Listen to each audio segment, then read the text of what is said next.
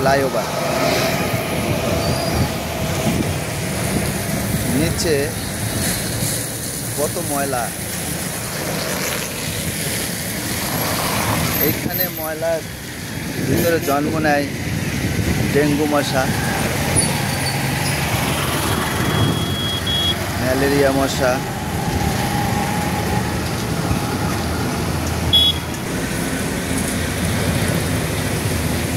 দেখার কেউ নেই।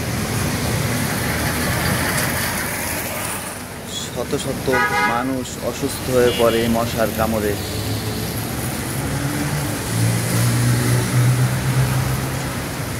এই ভাইরাস দ্বারা জন্ম নেয় বিভিন্ন ধরনের রোগ ব্যাধি।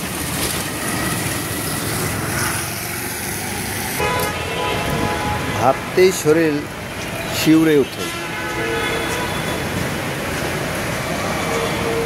ভাবা যায় এরকম একটা এলাকার ভিতরে এত ময়লা। সচেতন কোনো নাগরিক আছে বলে মনে হয় না।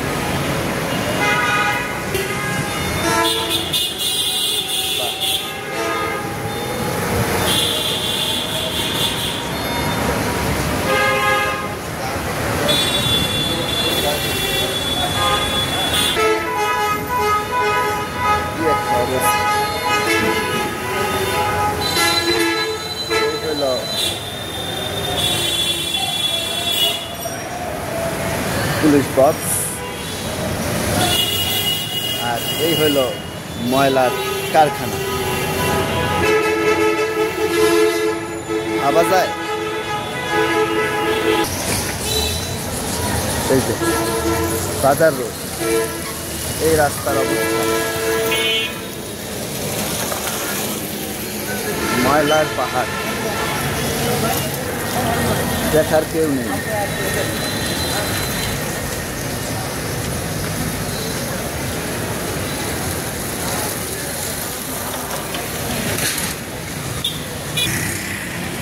পুরোটা ব্রিজের নিচেই এই অবস্থা।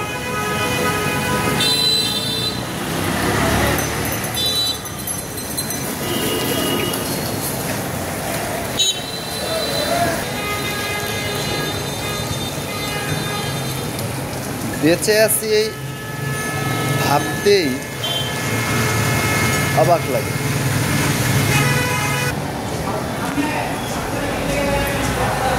প্রতিদিন যুদ্ধ করে যাচ্ছি এই রোগ ব্যাধির সাথে, আর যা আমাদের ইনকাম সোর্স এবং যা আমরা ইনকাম করি সব কিন্তু আমরা এই ময়লা আবর্জনা থেকে যে রোগ সৃষ্টি হয় এর পিছেই আমাদের শেষ হয়ে যায়। মাওনা চৌরাস্তার মতো একটা জনবহুল এলাকা, এখানে যদি এই ধরনের পরিস্থিতি থাকে তো প্রশাসনিক কোনো দায়িত্ব যদি কেউ না নেয় তো এই ক্ষেত্রে সাধারণ জনগণ তো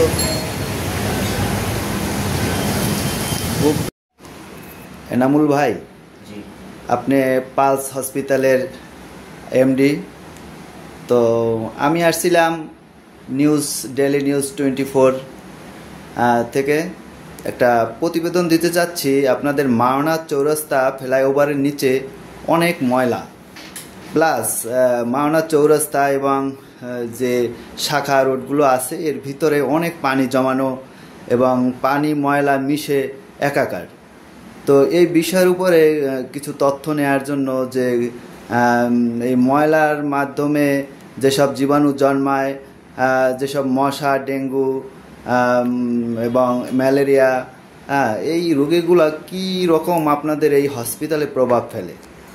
আসসালামু আলাইকুম, ধন্যবাদ আমার এখানে আসার জন্য, সাক্ষাৎকার নেওয়ার জন্য। আমি পালস ডায়াগনস্টিকের পরিচালক এনামুল হক। মাওনা চৌরাস্তার পাশে আমাদের সেই মেডিকেলটা উপস্থিত। আসলে আপনি সুন্দর একটা প্রতিবেদন উপস্থাপন করার জন্য আসছেন, ধন্যবাদ আপনাকে।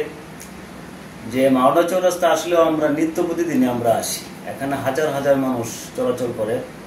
এখানে আমরা প্রায় দেখতে পাই জিনিসটা যে আবর্জনা, এখানে বৃষ্টি, হালকা বৃষ্টি হলে প্রচুর পরিমাণ জলাবদ্ধতা সৃষ্টি হয়, পানি নিষ্কাশনের কোনো ব্যবস্থা নেই এবং ময়লা আবর্জনা এটা পরিষ্কারের কোনো ব্যবস্থা আমরা দেখতেছি না।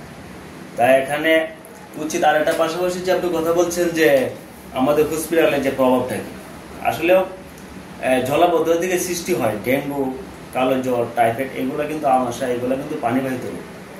তাই ময়লা আবর্জনা থেকে তার সৃষ্টি হয়। আমরা প্রতিদিনই ল্যাবে টেস্টের পরে আমরা দেখতে পাই কারণ ডেঙ্গু, টাইফয়েড এগুলো ধরা পড়ে।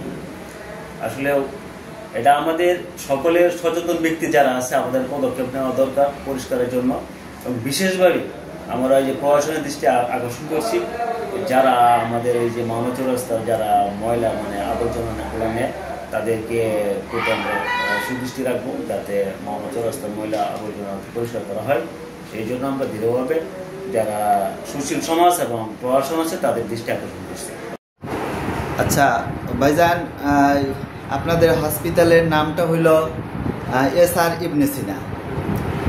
তো একটা বিষয়ের উপরে আমরা জানতে চাচ্ছি, এটা হলে মাওনা ফ্লাইওভারের নিচে অনেক ময়লা দেখতে পেলাম, প্লাস আপনাদের এই মাওনা বাজার রোডের ভিতরে এবং মাওনা রোডের ভিতরে অনেক পানি জমে আছে, নিষ্কাশনের কোনো ব্যবস্থা নেই।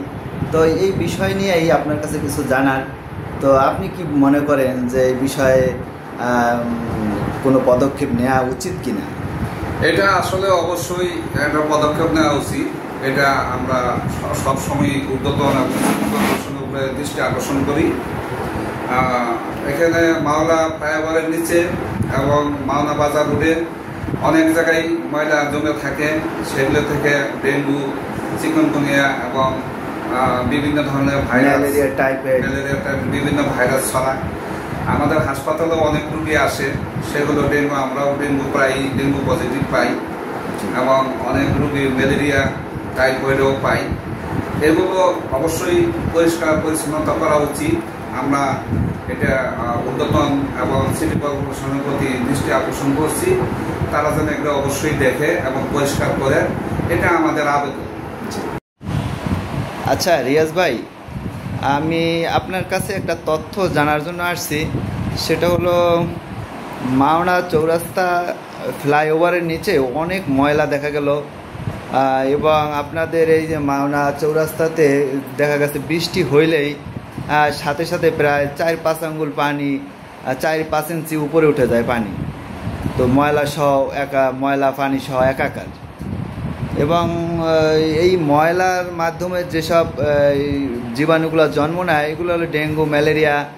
তো এই বিষয়ের উপরে একটা কিছু তথ্য জানার জন্য যে আপনার এখানে কি রকম রোগীর চাপ হয়, যে এই ময়লা ধারা যে জীবাণুর মাধ্যমে যে রোগ ব্যাধিগুলো হয় এই রোগীগুলা, তো এই বিষয়ে আপনি একটু যদি আমাদের তথ্য জানাতেন। ভাই, আপনি ভালো একটা উদ্যোগের কথা বলছেন। মাওনা চৌরাস্তা ফ্লাইওভারের নিচে শ্রীপুর রোড, মাওনা বাজার রোড, বারোদোপার রোড, হাইল রোড, বৃষ্টি হলে প্রত্যেকটা জায়গায় পানি 4 থেকে 5 ইঞ্চি পানি জন্মায়। এই ময়লার কারণে, জীবাণুর কারণে অনেক ডেঙ্গু এবং ম্যালেরিয়া তৈরি হয়। এখন আমরা সাধারণ জনগণ যারা আমরা ভুক্তভোগী, কারণ এটা পৌরসভার দায়িত্ব, কিন্তু এই ময়লাগুলো পরিষ্কার করা, কিন্তু এই ময়লাগুলো পরিষ্কার করার মতো কারো মাথা ব্যথা নাই। কিন্তু আমরা প্রত্যেক দিন 10টা, 12টা, 15টা ডেঙ্গু, ম্যালেরিয়া, জ্বরের রোগী প্রচুর আসতে আসে। এখন দেখা যাচ্ছে আগে এত ডেঙ্গুর কোনো প্রভাব ছিল না। এখন আমার মনে হয় এই ময়লাগুলো পরিষ্কার করে ফেললে আমাদের জনগণের জন্য একটু ভালো হইতো। মাওনাতে ব্রিজের নিচে যে পরিমাণ ময়লা ফেলে এ তো দেখার কেউ নেই। তো অবশ্য এইসব ময়লা থেকে যে জীবাণুগুলা তৈরি হয় বেশিরভাগ মশা, অ্যানোফিলিংস এবং এডিস মশা সাথে সাথে জাগায়। তো এই মশার কামড়ে আপনাদের এখানে কেমন কত পরিমাণ রোগী আসে এবং প্রতিদিন কয়জন আনুমানিক ডেঙ্গু রোগী আপনারা পাচ্ছেন? ডেঙ্গু আমরা পরীক্ষা করতে তো অ্যাভেলেবেলে আসে, অ্যাভেলেবেল পরীক্ষা করতে আসে না? পরীক্ষা করতে আসে। তো অনুমান কয়টা হইতে পারে, মানে এমন একটা নির্দিষ্ট? এরকম প্রতিদিনে তো এরকম 7-8-10টা আছে। 7-8-10টার মতো, 5-10টার মতো এরকম হয়ে থাকে প্রতিদিন। তো আপনাদের এই বিষয় নিয়ে কি কোনো মন্তব্য আছে, এই ময়লার বিষয়টা নিয়ে? ময়লা আসলে তো ময়লা রাস্তাঘাটের যে অবস্থা, ময়লা মনে করেন ড্রেন যে আছে, ড্রেনগুলোর সংস্কার সঠিকভাবে নেই, তাছাড়া পানি নিষ্কাশনের জায়গা নেই। এই ময়লা থাকার কারণে তো এগুলো মশা জি জি উপদ্রব বেশি। জি জি